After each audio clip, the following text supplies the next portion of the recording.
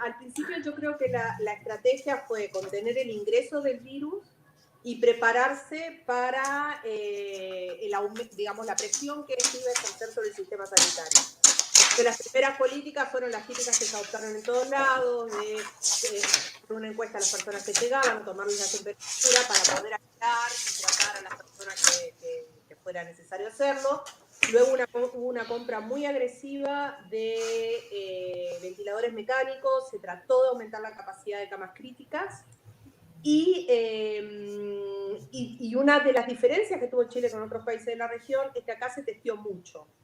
Entonces, al principio, incluso en grupos, digamos, de expertos, estaba la duda de si Chile tenía una incidencia mayor porque testeaba mucho más o porque realmente había una incidencia mayor, ¿no? Yo creo que esa primera fase de medidas no estuvo mal. El problema, yo creo que el gobierno cometió dos errores imperdonables que son los que nos tienen, digamos, en la situación que estamos. El primer gran error fue que todas las políticas, yo creo que el gobierno fue muy consciente muy tempranamente que el COVID iba a tener efectos económicos. Ya desde el 18 de marzo se adoptan medidas para evitar la pérdida de empleo y mejorar la liquidez de las empresas, pero esas medidas estaban dirigidas fundamentalmente al trabajo formal. Chile tiene 1/3 de su fuerza laboral informal. Estamos hablando de 2.400.000 personas y a eso hay que sumarse la precariedad laboral. Hay 1.900.000 más o menos personas que son cuentapropistas y para ellos no hubo nada. Las políticas dirigidas, digamos, a los informales fueron tardías. Pensá que Brasil se aprobaron transferencias monetarias a fines de marzo, digamos. Sí. Aún cuando Brasil es un país que se lo critica por haber hecho... Rosana, nos dicen que se te escucha poco. Yo te escucho bien, pero si podés acercarte, hay gente que está diciendo que te escuchan poco. ¿Me escuchan ahora mejor? A ver. Ahora sí, sí. ¿Sí? Yo te escuchaba bien, pero mejor sí. Ahí va. Bueno, entonces, el primer gran error yo creo que fue haber introducido políticas compensatorias dirigidas a los sectores vulnerables, no necesariamente más pobres, pero sí los más vulnerables y más precarizados. Y eso hace imposible que la gente respete las cuarentenas.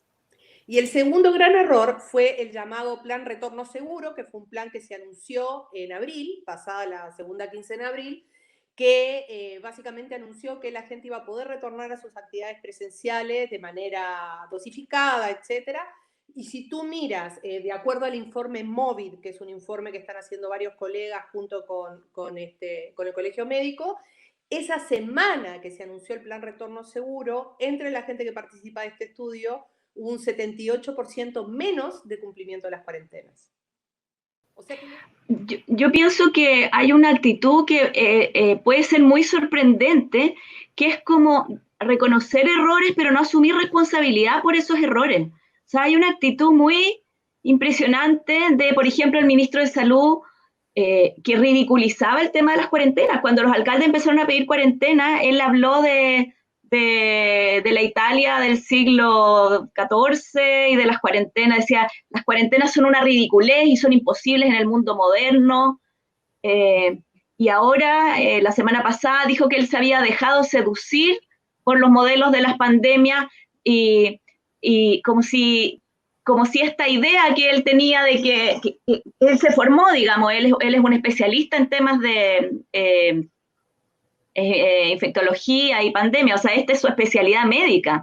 Y él se convenció de que las cuarentenas rotativas y frenar la circulación y luego volver a abrirla era la manera, y él dijo que se había dejado seducir por esa idea, y yo encontré muy interesante el uso de esa palabra, porque es como que la seducción es como una fuerza de la naturaleza que nubla el entendimiento, que nubla la razón, ¿no? Entonces fue seducido por estos cantos de sirena que le impidieron en el fondo dialogar.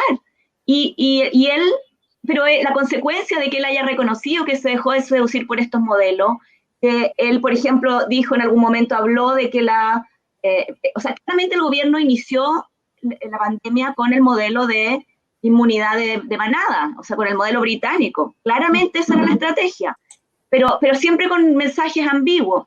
Y yo creo que el ministro dice que se dejó seducir, pero no asume ninguna consecuencia del error. O sea, no hay digamos, el mea culpa no tiene ninguna consecuencia política, y yo creo, y tampoco tiene consecuencia en cambios de la estrategia. Se invita a la oposición a dialogar, pero no se ofrece cambiar la política en absoluto. O sea, el gobierno ha tenido estos discursos de unidad, de criticar a la prensa, por ejemplo, cuando la prensa ha sido crítica de las políticas del ministro o de lo que está pasando en una mesa social que se creó para discutir estos temas.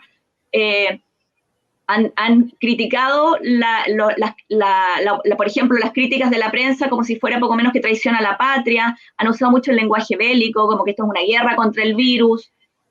Una de las primeras medidas cuando se decretó la cuarentena que tomó el ministro de Salud fue subirse con el ministro de Defensa un helicóptero a supervigilar la zona para que la gente no circulara, mandan boinas negras a los lugares que son como grupos de élite de las Fuerzas Armadas a vigilar que la gente no rompa la cuarentena. Pero entonces el enfoque es represivo pero no tiene como contrapartida, digamos, la parte de cuidados y de apoyo económico, que es lo que necesita la gente para guardar la cuarentena. Entonces yo creo que ha sido una política irresponsable, arrogante y muy poco dialogante con la comunidad científica y con la política local. A Chile la pandemia lo encuentra en un proceso muy complejo que es el estallido social y lo que se llama el octubre chileno, que obviamente eso viene de un proceso previo, probablemente desde el 2006 en adelante, donde había una fuerte movilización social y a partir de esa movilización social se hizo el acuerdo por la nueva constitución, el acuerdo por la paz y nueva constitución que nos da este itinerario del proceso constituyente. Pero ese itinerario siempre también fue resistido por actores bien conservadores de la sociedad chilena que hoy día están representados en el gobierno, no hay que olvidarse de eso. O sea, esos actores que resisten el cambio constitucional están dentro del gobierno, son parte del gobierno del presidente Piñera. Entonces, hoy día, una de las cosas que ha complejizado el acuerdo fiscal de hacer este acuerdo es que algunos sectores conservadores quieren hacer un intercambio de este acuerdo fiscal para retirar el acuerdo constitucional. De hecho, ayer ya salió en prensa y mucho discurso de personas bien claves, senadores de la República, líderes políticos, que están diciendo en este contexto, mejor no solamente posterguemos el plebiscito constitucional, no lo hagamos, ¿ya? Y quieren señalar que el gran acuerdo nacional es este acuerdo fiscal. Y yo creo que en ese espacio la oposición ha tenido capacidad de visualizar eso y de resistirlo, ¿ya? Porque en el fondo, obviamente que es muy tentador para la oposición decir, ok, vamos al rescate y este es el gran acuerdo nacional. Y lo que han dicho presidentes de partido como Heraldo Muñoz o economistas, como bien decía Claudia, que no necesariamente son economistas de la izquierda radical, son economistas liberales que han sido ministros de Hacienda, que por tanto tienen responsabilidad fiscal, han demostrado su responsabilidad fiscal. Incluso la presidenta del Colegio Médico convocó a un grupo bien amplio de economistas que hicieron una propuesta, todos los economistas más o menos coinciden, pero los economistas han dicho que eso tiene que ser un acuerdo transitorio para enfrentar la emergencia, ¿ya? Y no puede como pensarse que eso es el nuevo pacto económico y social, ¿ya? Entonces, creo que eso ha dificultado, no es solo una cosa técnica, es una cuestión política de fondo, ¿ya? Que es muy concordante con lo que ha sido la política en este tiempo. Y voy también a lo que decía Claudia sobre el estado de catástrofe, porque nosotros ya vamos a cumplir los 90 días de estado de catástrofe. Si bien es cierto que en Chile muchas veces se ha recurrido al estado de catástrofe, un estado de catástrofe nacional por 90 días no lo habíamos vivido, ¿ya? Esta va a ser la primera vez que vamos a tener que enfrentar ese debate.